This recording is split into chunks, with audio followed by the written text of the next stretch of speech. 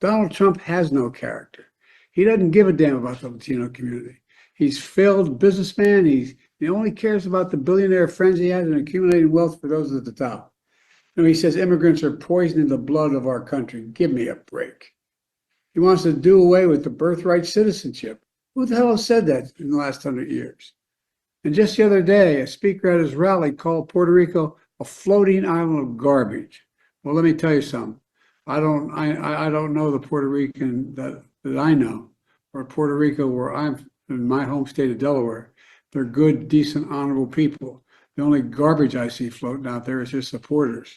His demonization of Latinos is unconscionable, and it's un-American. It's totally contrary to everything we've done, everything we've been. Okay, let me just accept the most charitable framing of this, which you just gave. Why is he sitting in front of a laptop at the exact same moment Kamala Harris is out on his backyard trying to give the closing argument to her campaign? What in the world is he doing? Now, I don't accept your framing of it personally because I actually do believe he, Harris, the Democratic Party, and most of their campaign do believe that half the country is garbage. They've also said people who go to Trump rallies are Nazis. And so it's pretty apparent the disdain with which they hold half of the country in. That's not true.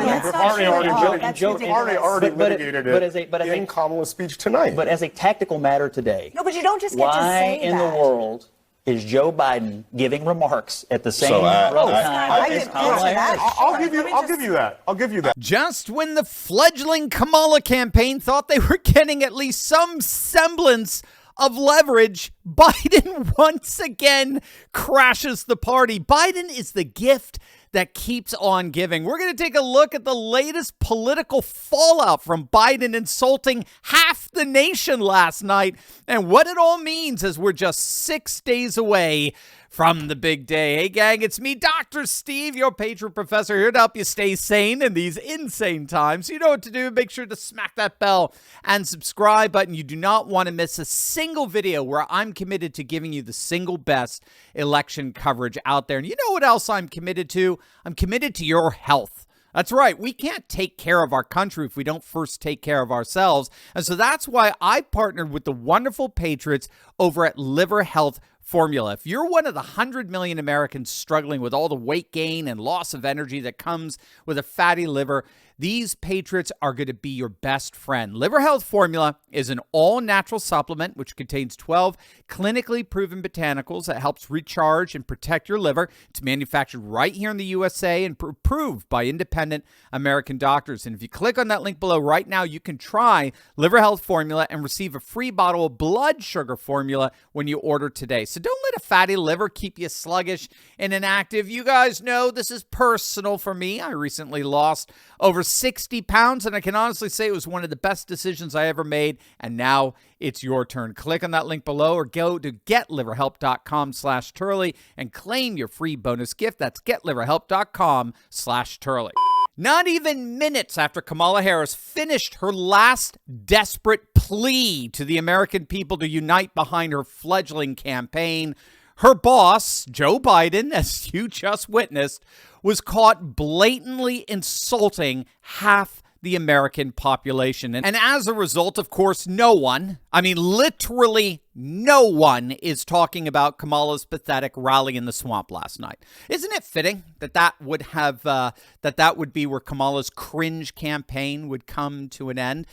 The Trump surrogates were, of course, quick to rise up and pounce on this gift given to them by the incontinent and chief. Here's Florida Congressman Byron Donalds. My response is that the first statement from Joe Biden is the one that he truly believes. He does not think that people who disagree with him or his party, who support President Trump, are Americans. He thinks that they're garbage. That's a fact. And what I go back to is 4 years ago, around this same time, it was Joe Biden that went on the Breakfast Club, and he famously said that if you couldn't vote for him, then you weren't black. It's the same Joe Biden. Made the same type of statement 4 years ago. So this is consistent with who he is. Look, I think right now what we have is a contrast in presidential campaigns.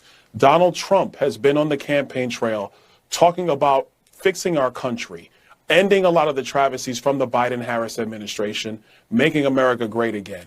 Joe Biden, Kamala Harris, Tim Walz for that matter, they're running around talking about the rally in MSG was a Nazi rally. Well, Laura, I spoke at that rally. So did Harry O., the founder of Death Row Records. So did Vivek Ramaswamy. So did Tulsi Gabbard. I don't think the Nazis will let us speak at their rally. So that hateful rhetoric is coming from the left, and it's got to stop.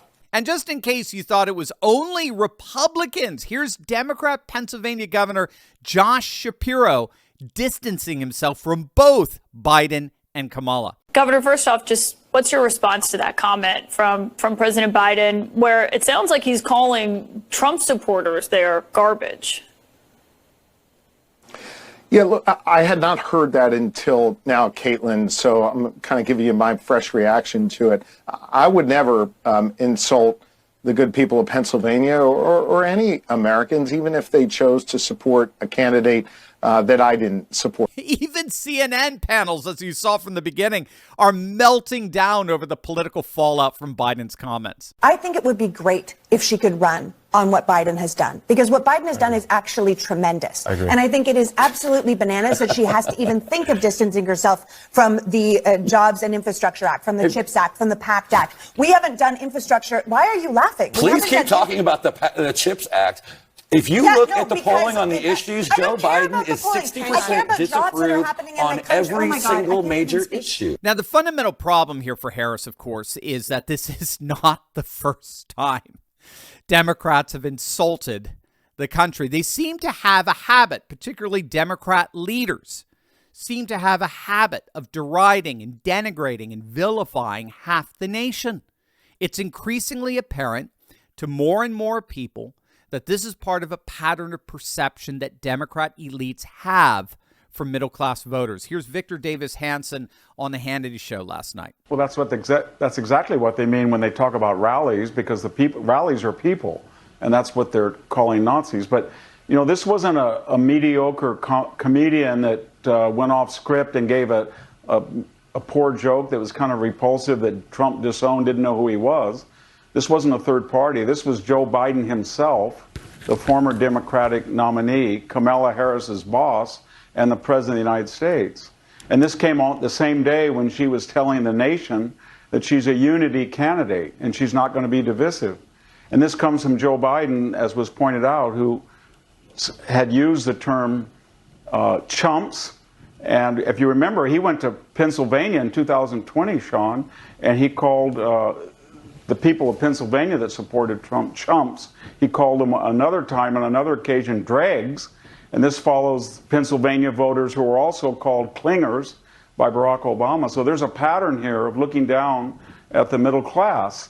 And, you know, it's very ironic because we're seeing the same iteration this campaign. We got the same actors. We got Biden, who's used the term chumps and dregs. Now he goes to garbage. We've had Hillary. She's used deplorables and irredeemables. Now she's talking about Nazis and fascists. And then we have the Obamas who've used the term clingers. Now they're back again, and they're talking down to African-American men as if they have false consciousness and they're not able to formulate their own independent thoughts. So there's a pattern here of this elite left who talks down and denigrates people of the working class. And that they should ask Kamala Harris tonight, what is your relationship with that comment? That's your president, that's your boss, you disown it, you said you were a unifying candidate. What are you going to do about that? And I think she's been very careful. They should put her on the spot and ask her flat out, are these the Nazi? Is this in accordance with your use of Nazi and fascist? Is this the logical result of your rhetoric that your boss would now call and go beyond you and call them garbage? Piers Morgan weighed in similarly from across the pond. He tweeted out, quote, Joe Biden calling Trump supporters garbage is even worse than Hillary calling them a basket of deplorables and will be the final nail in Kamala's election chances. Just staggering that he spewed this from his basement on a Skype call as she was making her closing argument. President Trump himself responded. He took to X and tweeted out, quote, while I am running a campaign of positive solutions to save America, Kamala Harris is running a campaign of hate. She's spent all week comparing her political opponents to the most evil mass murderers in history. Now, on top of everything, Joe Biden calls our supporters garbage. You can't lead America if you don't love the American people. That's a beautiful line. I'm going to say that again. You can't lead America if you don't love the American people. Kamala Harris and Joe Biden have shown they are both unfit to be president of the United States. I am proud to lead the biggest, broadest, and most important political coalition in American history. We are welcoming historic numbers of Latinos, African Americans, Asian Americans, and citizens of every race, religion, color, and creed. It is my desire to be the president of all the people. Brilliant. Brilliant response. And I think President Trump really put his finger on to something here. This is something that the veteran political analyst Alex Castellanos said the other day. Again, Castellanos has been a student of political campaigns for decades. I think he goes back to the first Bush. And he noted that what you see in campaigns that are losing, that are nearing their end, is that they often go after the most radical thing that appeals to their base. So, in other words, when a campaign is basically depleted and meeting its demise, they begin to reach out only to their most rabid base. They're done trying to reach out to the undecided voter or the milquetoast supporter of their opponent. Now it's just the most radical red meat for their most rabid supporters to try to galvanize them to get out to vote. But in the process, campaigns often just run out of message. They run out of the script, as it were. They run out of script, I should say. And then they become who they really are. And in this case, what we're seeing is the lifting of the joy, joy, joy veneer and the exposing of what is the single most hate-filled, miserable, psychopathic campaign we have yet seen. Keep in mind, when Biden calls half the country garbage, he is speaking on behalf of Kamala Harris's supporters. That's how they see us. That's why they're trying to replace us. And what's so key here is that none of this is a straight and intentional strategy. None of it. This isn't deliberate. It's organic. This is why Kamala's campaign looks so haphazard and random and so poorly improvised, because they've run out of message, and now they're just running on the fumes of their hate, of who they really are. It's all they have. And Harris, again, as Alex Castellanos put it, it all just smells like decline. Now, of course, we've seen this before. Somebody else's unfortunate comments are echoing throughout social media today. Who could ever forget this? You can put half of Trump supporters into what I call the basket of deplorables. Right? The racist, sexist, homophobic, xenophobic, Islamophobic, you name it. Now, in hindsight, we could see that basket of deplorables comment, we could see what it really was. Again, the legacy media had so convinced themselves that they would be calling that person Madam President for the next 8 years that they couldn't see it at the time.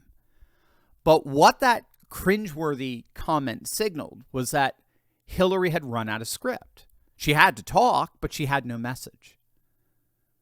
So looking back, we can see now at that moment, her campaign was unraveling. It was faltering. It lost its allure, and it was contracting into the core of what it really was, which was a campaign of hate and derision and vile viciousness towards half the country. And no one's going to vote for that other than the most rabid, radical, frothing at the mouth liberal. As you can see, they have no policy. They have no real tangible solutions for the very problems they've created. Whatever solutions Kamala does come up with, like some abstract, bizarre thing called an opportunity economy, is not working. So she's blatantly stealing from Trump's agenda. No tax on tips. I'll be the one to build the wall on the southern border. He's going to take your guns away. I'm going to keep them. One of her. I'm going to make sure you keep them. That was one of her latest. I mean, none of that's working, obviously. So now she's just doubling down on the absurdity of I'll unite the country, even though it's made up half of Nazis and fascists. When all is said and done, I don't know if Biden knows what he's doing. I don't know if Biden's garbage comment was an intentional sabotage or not. It does seem to itself be a pattern of his undermining Kamala's campaign of late. Regardless, this whole controversy began with a joke from a comedian. But it does look like, in the end, it's going to be good old Joe who's going to have the last laugh.